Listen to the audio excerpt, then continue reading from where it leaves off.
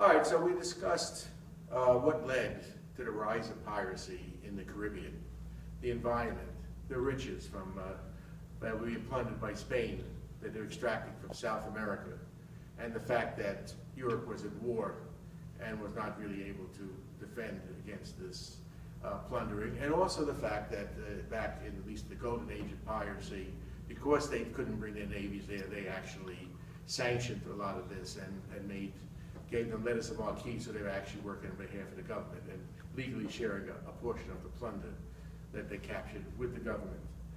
But there's lots of stories about pirates and around, and what are those myths, and what's true and what's not.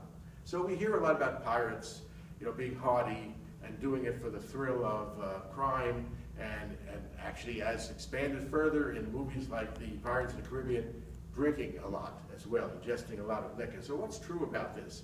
Well, one thing we have to understand is that back in those days, there was great unemployment and poverty in Europe, and furthermore, the conditions upon which many of relatively honest people became sailors and converted to the life of piracy. So let's explore that a little bit. How did this occur? Well, a lot of times, in order to build up the Navy, they would actually go and capture, smuggle people on the street and drag them into service of her Navy, the Queen's Navy, putting them on these ships against their will. So much against their will that a lot of times they would, when they get to port, they'd shackle these guys to the post so they couldn't escape. And of course the conditions they lived in was not very, very good. If they did any infraction, they'd be whipped and lashed.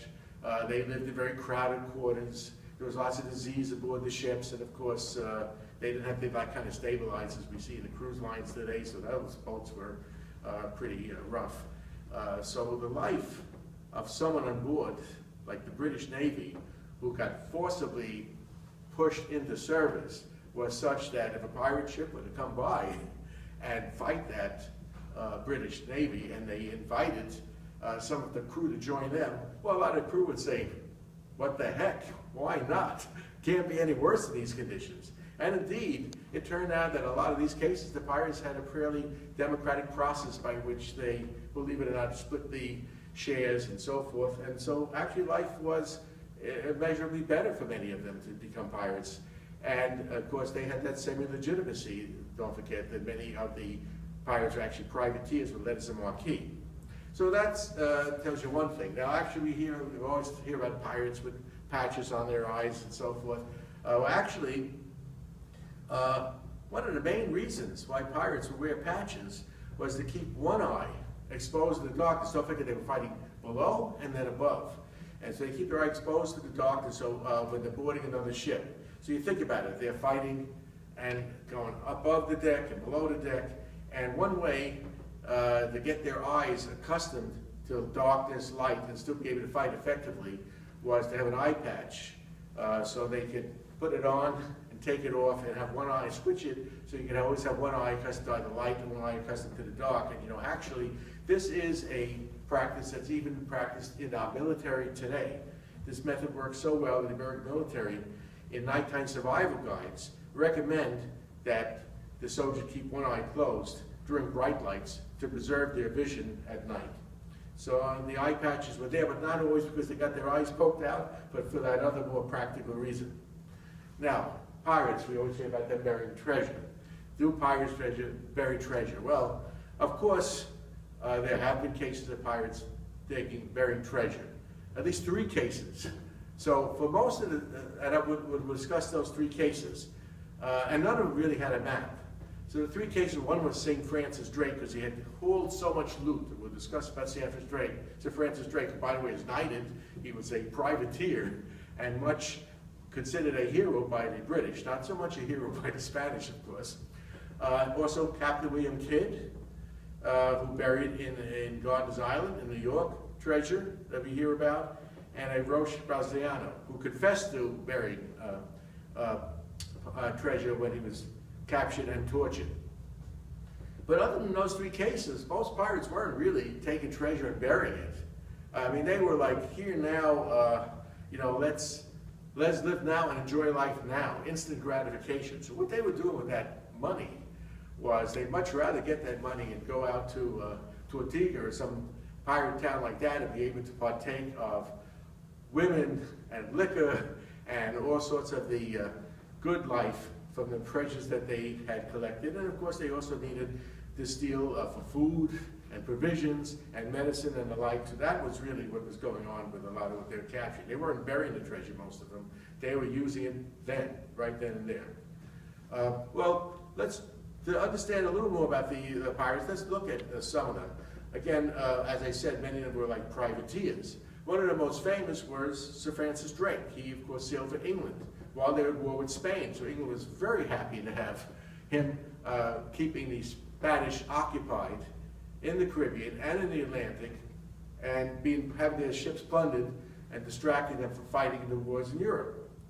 And Drake, he not only raped the ships while at sea, but he also attacked Spanish towns and mule trains. Remember, we mentioned those mule trains that are carrying the riches from South America up to the Isthmus of Panama, waiting for the Spanish Armada to come and pick that up and bring it back to Europe. He not only raided them at sea, but he actually went into the jungles and attacked those mule trains there. And one of the most celebrated adventures was his capture of one of those Spanish silver trains, the mules carrying the silver, across the isthmus at Nombre de Dios, where the Spanish gold coming from Peru was sent overland to the Caribbean to meet the Spanish Armada. The crew, and by the way, his crew was a mixed crew, even though he was British and knighted and everything else. The crew consisted of French privateers, African slaves who had escaped the Spanish when they were forced to work on the plantations, and a whole motley crew of all very merry men. And that's why when you hear Og, you know, and all those different kinds of sounds, they spoke Og and all those kind of sounds in every language in Europe and in Africa. This international group, just as we ride in cruise ships today and we struck by the international flavor of the crew, pirates were very much an international crew.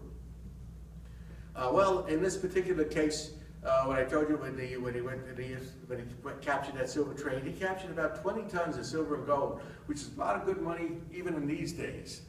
And of course, there was too much for him to carry all at once, so he buried some of that treasure, but they planned to come back.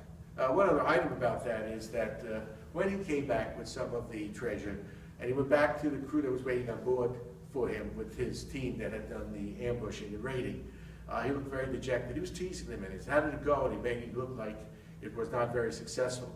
And then he opens it up, and they see the gold and the silver and the jewelry, and they realize he was kidding, and he made a lot of money. By the way, when he did that, and he was at that Isthmus of Panama, he became the first Englishman to actually see the Pacific Ocean. Of course, this was about 100 years after Balboa, the great Spanish conqueror, had actually crossed the Isthmus of Panama and saw the Pacific Ocean. But he was the first Englishman to see it. Well, Queen Elizabeth used Drake for many purposes like that. They were on, as we know, first-name bases, and she sent them to attack Spanish colonies all over the world and across the Atlantic. And in return, of course, he became knighted. And he sacked all over the Caribbean and the Atlantic and the islands. Sir Henry Morgan is another Welshman who terrorized the Spanish Caribbean in the late 1600s. And he also was sanctioned by England. He also was a privateer. He became the head of the Jamaican fleet, and he subsequently successfully undermined Spanish life, hampered their normalcy in the West Indies, just wreaked havoc with them, plundered, captured a lot of gold. His greatest achievement was attacking Panama City. Now, you have to understand, we come to the Caribbean, we go to Isthmus of Panama. Panama City is across the isthmus on the Pacific side. So what did Morgan do? Well, he sailed to Panama at the Caribbean side, which by the way, Panama at that time was the wealthiest country in the New World, where all the silver mule trains were coming with the gold and the silver being collected and waiting. And so he sails to Panama with a fleet of 35 ships and over 2,000 men, a fairly big force, if you see. So these pirates at that point would have had some formidable forces, particularly the privateers such as Morgan. And what he decided to do is he would cross the isthmus and attack Panama City by surprise. So he comes in and first he attacks the Spanish fort at the mouth of the Chagres River on the Caribbean side, and then crosses the jungle. And that's a thick jungle. It's got mosquitoes, yellow fever, etc. And he goes there, and during that grueling march, at least 100 people of his soldiers dies.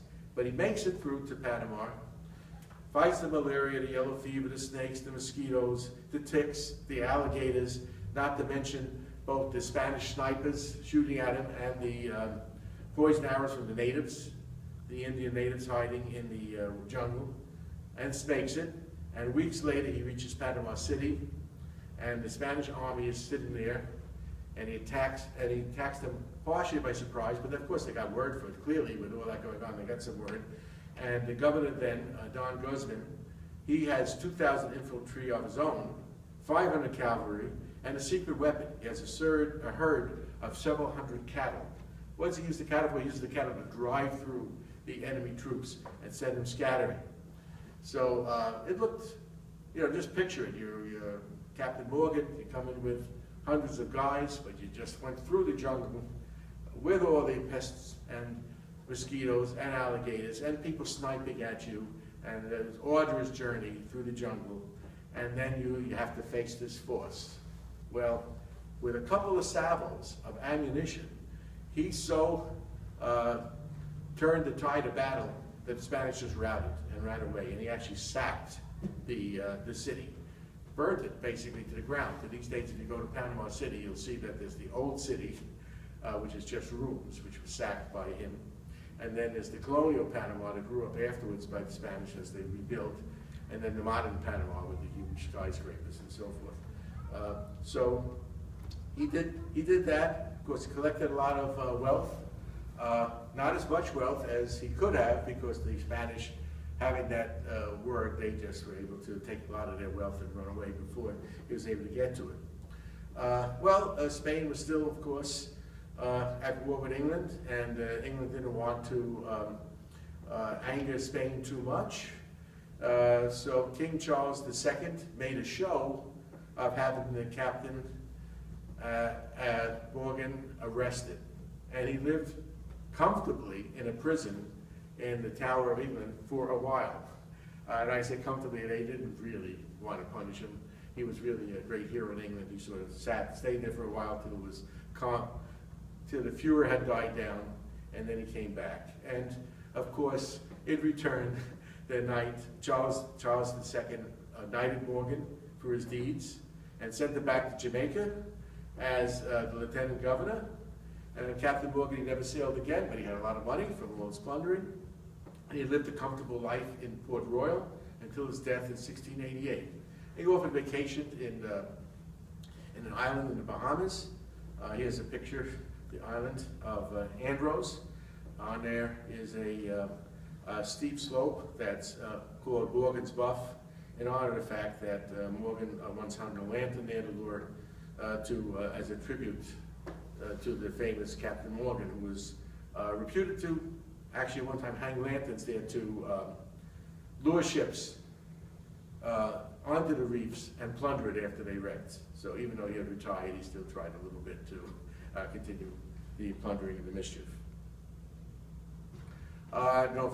William Kidd is another pirate, and he's actually a Scotsman who started out really as a legal guy. He actually went to New York City. He married a very rich widow. He was living the good life. He helped form the building of Trinity Church.